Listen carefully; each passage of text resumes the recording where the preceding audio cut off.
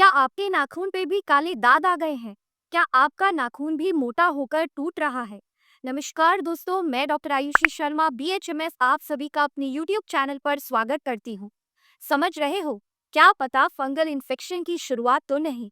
ऐसे में लेकिन अगर आपने इसे इग्नोर किया तो आपके हाथों की खूबसूरती भी जा सकती है। चलिए जानते हैं आखिर नेल फंगस होती क्या है।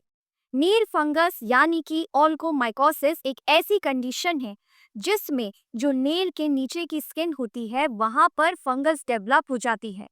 फंगस गीले एनवायरनमेंट में डैम्प एनवायरनमेंट में डेवलप होती है और जो नेल के नीचे की स्किन होती है वो उसके लिए परफेक्ट जगह है।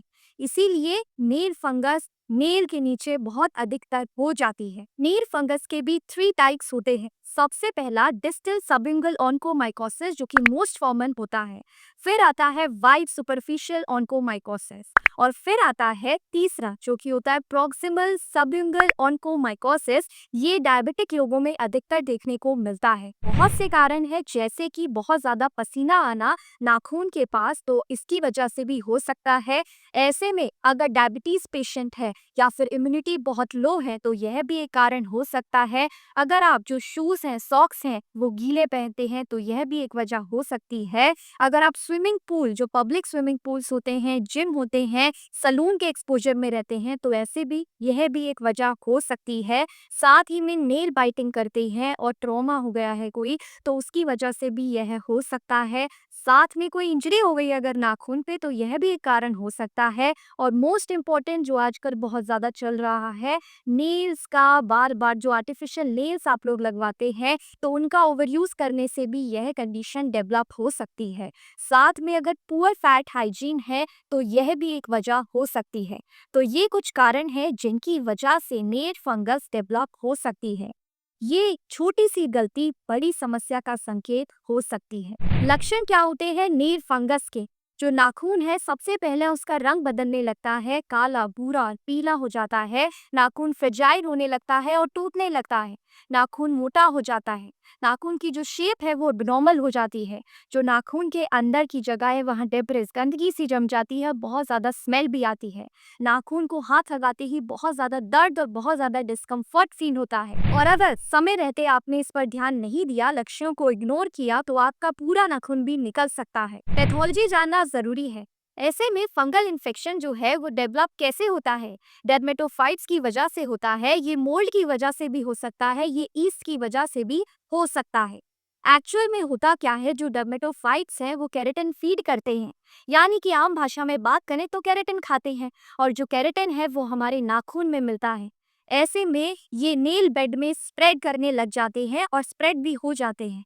ऐसे में जो इन्फेक्शन है वो क्रॉनिक बन जाता है अगर इग्नोर किया जाए तो। होम्योपैथी में क्या इसका इलाज संभव है? जी बिल्कुल, जी हाँ, होम्योपैथी में इसका इलाज संभव है। होम्योपैथी सिम्टम्स को देखकर नहीं बल्कि आपकी जो इंडिविजुअलाइजेशन है उस पर दवाई देता है।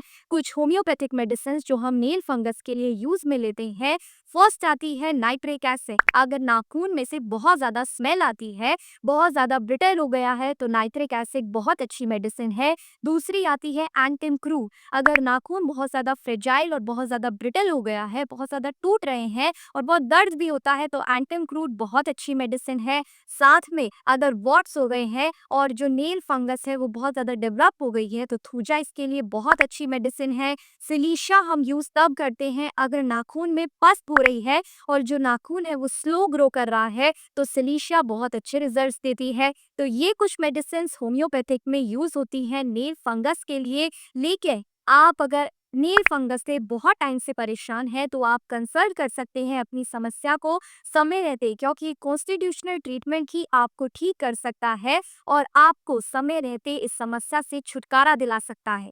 ऐसे में अगर आपने अभी तक होम्योपैथिक ट्रीटमेंट नहीं चुना है और आप बहुत ज़्यादा परेशान हो चुके हैं नेल फंगस को लेकर, तो ऐसे में इसे इग्नोर ना कीजिए क्योंकि समस्या और भी ज़्यादा बढ़ सकती है। आपका नाखून भी पूरी तरीके से बाहर निकल सकता है। आप इस नंबर पर कंसल्ट कर सकते हैं, अपना अपॉइंटमेंट बुक कर सकते हैं। कुछ लाइफस्टाइल चेंजेस, कुछ बदलाव जो आपको लाने ज़रूरी है अपनी लाइफ में, जैसे कि आप अपने नाखून को शॉर्ट रखें, क्लीन रखें। आप जो शूज़ पहनते हैं वो बहुत ज़्यादा अच्छे साफ-सुथरे पहने, सॉक्स साफ-सुथरी धुली हुई पहने, गीले शूज़ अवॉइड कीजिए। साथ में आप अगर जो नेल एक्सटेंशंस के बहुत ज़्यादा शौकीन हैं तो वो ओवर यूज़ से बचें। आप डायबिटिक पेशेंट हैं तो आप इस सब चीज़ों का ध्यान रखें। ऐसे में कुछ लाइफ़स्टाइल चेंजेस आप ला सकते हैं। साथ में अगर आप इस समस्या से बहुत ज़्यादा परेशान हो गए हैं तो नेल फंगस एक छोटी बीमारी नहीं है बल्कि एक बहुत बड़ी समस्या है, लेकिन समय रहते इसका ट्रीटमेंट बहुत ज़रूरी है। आप भी परेशान हैं तो आप ऑनलाइन ट्रीटमेंट चूज़ कर सकते हैं। होम्योपैथिक ट्रीटमेंट इसके लिए बेस्ट ट्रीटमेंट है और 100% रिजल्ट्स हैं। तो ऐसे में अगर आपको भी ट्रीटमेंट लेना है आप इस नंबर पर कंसल्ट कर सकते हैं अपनी समस्या के बारे में। और नेक्स्ट वीडियो तक के लिए स्वस्थ रहिए, खुश रहिए। अगर वीडियो को अभी तक लाइक नहीं किया है तो कर दीजिए, चैनल को सब्सक्राइब करना ना भूलें।